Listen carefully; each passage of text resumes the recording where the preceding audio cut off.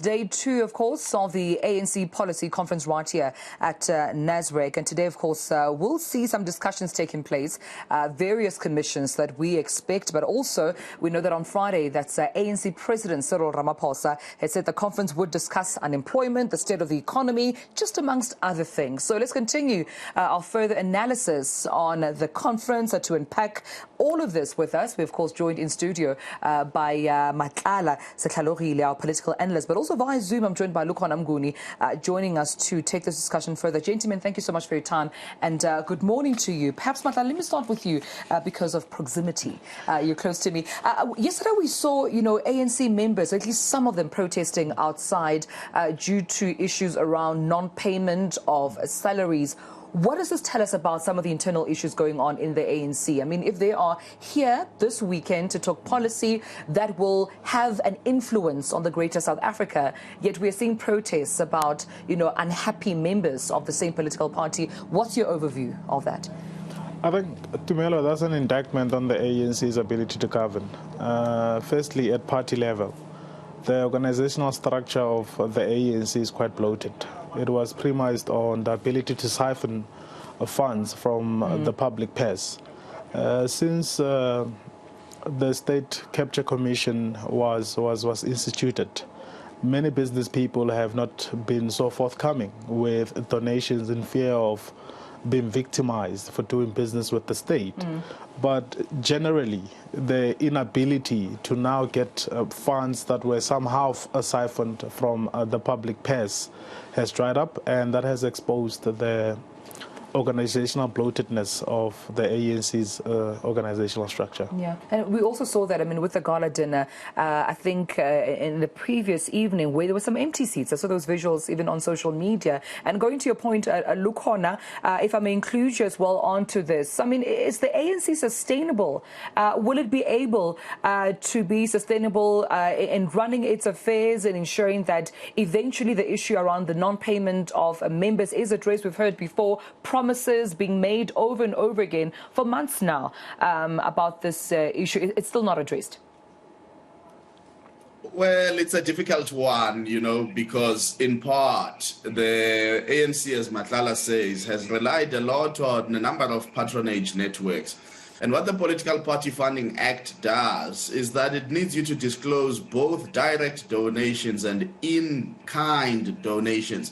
So if somebody decides to purchase something on behalf of the political organization, that thing must be disclosed.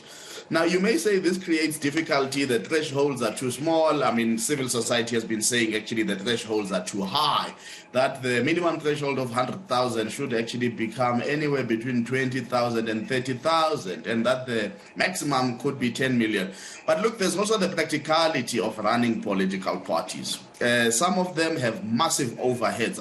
The staff bill of the ANC per month is well over 10 million rands. That's a lot of money you are looking at in any given year, Tumelo. So I do think that there are a number of things that are at play here. Organizations must run themselves much more efficiently.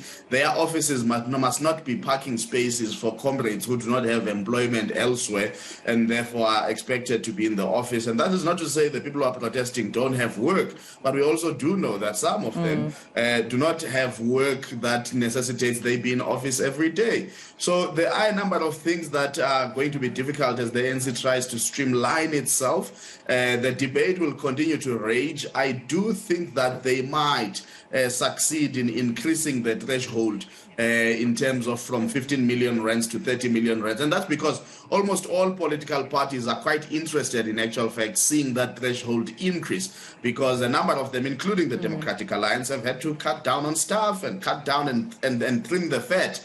The ANC has not trimmed the fat. If you remember, Tumelo, there was a National Executive Committee meeting where Paul Mashatile went as Treasurer General and suggested that they might need to retrench workers as the ANC. Now, I know this courted a lot of, outrage in the public, but the truth is that if the ANC is to continue to survive administratively, it can no longer afford the overheads that it carries today.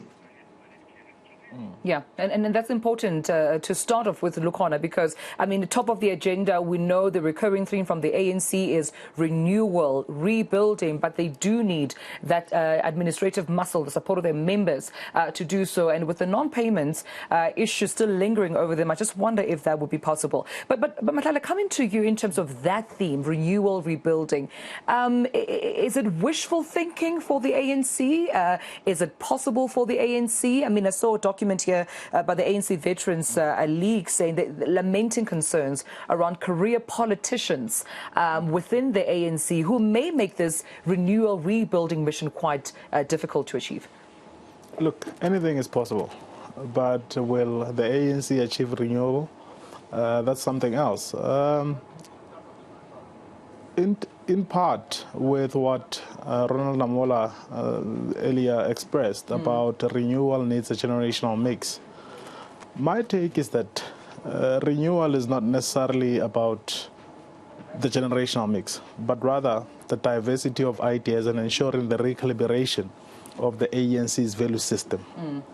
I think the challenge with the ANC stems from its collapse the collapse of its value system, something that they have not been able to recalibrate in the past few years. Because the need to renew stems from the quality of members that the ANC has attracted over the years. Even in some aspects of the balance of forces policy discussion document, they do mention that the caliber of people who have joined the ranks of the ANC need to be weeded out. The ones that have no political consciousness or ideological clarity. Firstly, it's the kind of members, recalibrating the value system of the ANC, and those are the building blocks, and identifying what exactly is it that the ANC exists for. Yeah. Yeah. I want to go back to Lukhona about this, because Lukhona, when Matlala is talking about the caliber of the members of the ANC and some of the issues that may affect renewal, I'm actually reminded by, when KZN was going through their own elective conference, I mean, the visuals were clear, the divisions within the ANC when we talk about the so-called Taliban factions. I even saw, I think, someone adorning, a scarf just to show with which particular side they've decided to vote with. And also Mamuluka Kuba yesterday telling me, as the head of transformation, that some of the concerns they heard on the ground was that members are not happy with the political infighting by their very own members and these factions, and also the public brands of these members who would fight even on social media. Surely that also could be a threat to this renewal and rebuilding that's often spoken about within the party. Well, Tumelo, nothing is new here. In 2012, when the ANC left the Mangaung conference in Bloemfontein, they said that they would embark on the decade of the cadre. They took a resolution to this effect, and the decade of the cadre comes to an end this year at the December conference. And they will have to take stock and say, what have we achieved in the decade of the cadre? How well have we managed to improve the quality of the cadre that we have in the movement? What interventions did we implement? Which ones worked? Which ones did not work? We must disabuse ourselves from the ANC's continuous desire to reinvent itself, as though it articulates new problems and it is suddenly waking up to find solutions. We must hold the ANC strictly accountable, even on the things that it says about its internal machinations.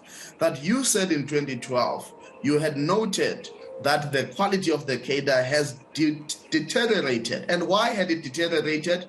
Because after Polokwane, Zuma's ANC decided that they wanted to achieve 1 million members by 2012. Suddenly now, when you read the discussion documents, they are reverting to the better, fewer, but better, because they are actually realizing that such a mass-based movement is open to all kinds of individuals who don't mean well, who don't know the ANC, are simply bussed and brought into the ANC to inflate membership, to create power bases for people, to divide the organization, to make sure that there's membership that can be bought, to make sure that there are people who can be deployed to conferences and vote in particular ways without interrogating the positions that they are needed. So indeed, you do need the improvement of the quality of the cadre, but I don't think the ground is fertile for that. They've had 10 years. They can't come now and say, you may need constitutional amendments, people must reapply for their membership in the ANC, people must, be held to a higher criteria. What have you done in the preceding 10 years where you had an entire campaign? Well, by the way, very few ANC leaders talk about this campaign of the decade of the cadre. It's just remembered by us observers who are not within the party. Yeah, and also the point you're raising there about, the issues within, the ANC dating back from 2012. I think given the recent local government elections, if they're anything to at least go by, is that the electoral decline was surely decisive, that whatever strategy the ANC is looking into is not working for them. Matlala, I want to talk about some of the commissions that we should expect today as day 2 commences. 9 o'clock is expected program to start. The commission into peace and stability. I say this because the breaking story from last night being that 67 suspects being arrested for their alleged involvement in women being raped, and of course some, if not most, of those suspects being illegal foreign nationals within the country. What work lies ahead for this Commission on Peace and Stability in addressing this?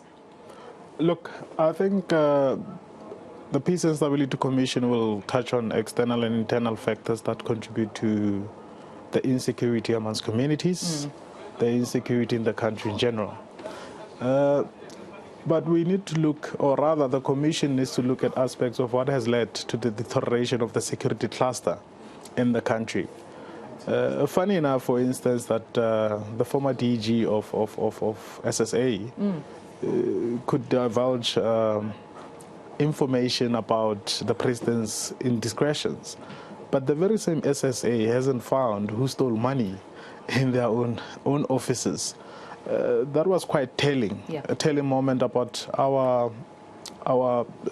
intelligence capabilities. I think the high panel review report by Sidney Mufumahadi a few years back detailed the decay that was present within our state security. In addition to the state security issue, then we have the civilian arm of safety and security, which is the police in general. Our police service has been characterized by leadership that is questionable. You remember from the times of Mr. Patlani, Commissioner Patlani, a lot of senior police officials has in the past appeared before different courts for all sorts of criminal offenses, corruption, what may not. Recalibrate the kind of people who occupy high levels within the police service, improve the capacity of the police service in general. I think the July unrest was such an example that our police service is incapacitated to handle such things. And not only that, but the general day-to-day crime trends indicate that maybe our police is quite stretched and cannot respond in the manner that it ought to respond to day-to-day criminal issues. So strengthen our crime intelligence within the SAPS and the intelligence within the country in general, and improve capacities within the SAPS. Yeah, and I think adding on to that point, Matlala, Lukhona, if I may also just come to you. I mean, we can't talk about peace, stability, security without reflecting on former ANC President Thabo Mbeki's remarks at Jesse Duarte's memorial around concerns of a possible Arab Spring. I think that coming from Thabo Mbeki, when we talk about security and stability, surely that is something, there was a message to to the ANC. There was a message to them ahead of, policy conference to say so much has happened. Could it be a sign when we talk about, the burning down of Parliament, the July unrest, and now yesterday, 67 illegal foreign nationals being implicated in hideous crimes like rape and robbery. Will the ANC prioritize this issue and take note of it? I don't know if they are capable of prioritizing it. I mean, if you go back to former President Thabo Mbeki's tenure as well, when Charles Matlala was in charge of security matters in the country, they had a season of just being in denial about the growing scale of criminality and violence in the South African society. And they almost were blaming the media for, hyping up an issue that was not as important as it showed. I mean, there's just a general lack of foresight in ANC governments, and it has paralyzed the South African society for the last 28 years now. I mean, they achieved some good things during their tenure, but if we are going to talk about safety, criminality, peace and stability in the South African society, its roots predate where we are. What is currently happening in this country is a culmination of poor leadership in the South African Police Service for years. I mean, how many national commissioners have finished their terms? That institution is partly an extension of ANC politics. It's partly an extension of ANC corrupt cadres. That's why the former National Commissioner, Jackie Selebi, the late, ended up in jail and prison. So you've got a problem here of governance and of an organization that is at the center of the collapse of the state, and whether or not that organization can also be responsible of rebuilding the very same state it has collapsed is very suspect to me, and I'm not so confident that it can achieve that. But you are quite correct, Tumelo. We must be concerned about the violence in our society. We must be concerned about the socio-economic deprivation which might lead us into things such as our version of the Arab Spring, the July unrest that we saw, the protests in communities that lead community members being in confrontation with the police and being killed by the police, community members being in confrontation with the state, whether the state wants to mine in their communities or take away some of their rights, and they collide with the state, and the state deploys police, and at times it harms these communities. So when those communities eventually act in their own collective mobilization against the state, whether it is our version of Arab Spring or whatever, it will not surprise me, because the state has neglected the safety of people. The state has neglected the safety of communities. And at some point, people are going to be left without a choice but to take the power into their hands, because the state is not achieving what it is mandated to do by the Constitution, to look after the people of the Republic, to make sure that they are safe, to increase their socio-economic prospects, and make sure that the people of the Republic are at the center of governance and not cronies and cadres who are thieving at the trough of the state. It's not only the people of South Africa, I think, that will take matters into their own hands, but also we've seen businesses. Business has been vocal, Lukhona, with regards to how crime has definitely affected their businesses, but also coming into another commission, Matlala, that will be taking place this morning, economic transformation. And it reminds me, of Busi Mavuso's comments, the infamous, it's the ANC's mess that got her to actually walk out of a meeting between, the portfolio committee, the accountability portfolio committee, as well as ESCOM.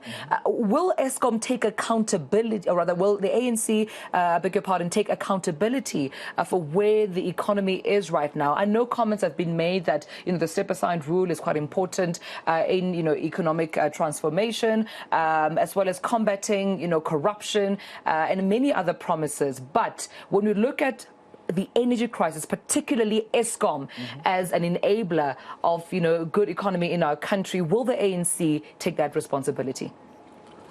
Tumelo, I think President Thabo Mbeki took responsibility for that, but the ANC has not shown spotlight on that. Several years ago, he did indicate that we are sorry. When we were told to invest in electricity generation capacity, we said no. Remember that the 1998 white paper foresaw the challenges that we currently experiencing with the shortage of electricity meeting demand. Firstly, that was the issue of the 1998 white paper, but there was a prevalence of policy paralysis and policy uncertainty. When that white paper came out, the government took a position that they will raise funds from the private sector to actually invest in electricity generation, something that never happened. And as a result, Eskom started late with building new generation capacity. That is policy uncertainty, something that happened within, or rather during the term of the ANC government. Secondly, the decline in governance has prolonged the new build program at Eskom. It's been, what, almost a decade or more that this new build program has commenced and is not yet completely done.